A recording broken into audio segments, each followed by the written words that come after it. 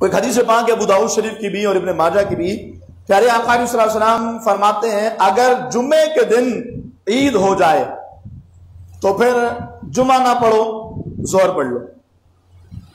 تو یہ ہمارے ہاں اب اس میسج کو اس انداز سے پیش کیا جائے گا کہ جو قوم جمعۃ الوداع میں پہلے سے آ کے بیٹھی ہے تو وہ عید والے دن جمعہ پڑھنے ہی نہیں آئے گی۔ تو پہلے اس حدیث پاک کے اصل ماخذ کو اور اصل مفہوم کو سمجھیے گا۔ پہلے زمانے میں حضور علیہ السلام کے زمانے میں اور اس کے بعد بھی، خود امام غزالی فرماتے ہیں پہلے صدی کے مسلمانوں کا جذبہ نماز جمعہ کی ادائیگی کے لیے ایسا ہوتا تھا کہ وہ نماز فجر کی ادائیگی سے پہلے ہی جمعہ ادا کرنے کے لیے جامع مسجد نکل پڑتے تھے۔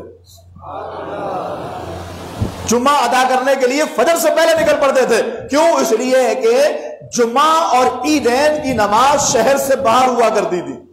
شہر کے باہر کوئی ایک بہت بڑا گراؤنڈ ہوتا تھا، بہت بڑی جگہ ہوتی تھی جو نماز جمعہ اور نماز عیدین کے لیے مختص تھی، وہیں ہوا کرتا تھا۔ تو اس کے لیے لوگ پہلی صف پانے کے لیے جمعے کی نماز میں نماز فجر سے پہلے ہی نکل پڑتے تھے۔ تو حضور کے زمانے میں جب عید اور جمعہ اکٹھے آئے تو پھر ظاہر لوگ ایک مرتبہ شہر سے باہر جا کر عید پڑھ چکے ہیں، اب ان کو اسپیشلی دوبارہ جمعہ پڑھنے کے لیے شہر سے باہر جانا پڑے گا، جبکہ شہر کے اندر مسجدیں موجود ہیں جہاں ظہر کی نماز ہو رہی ہے۔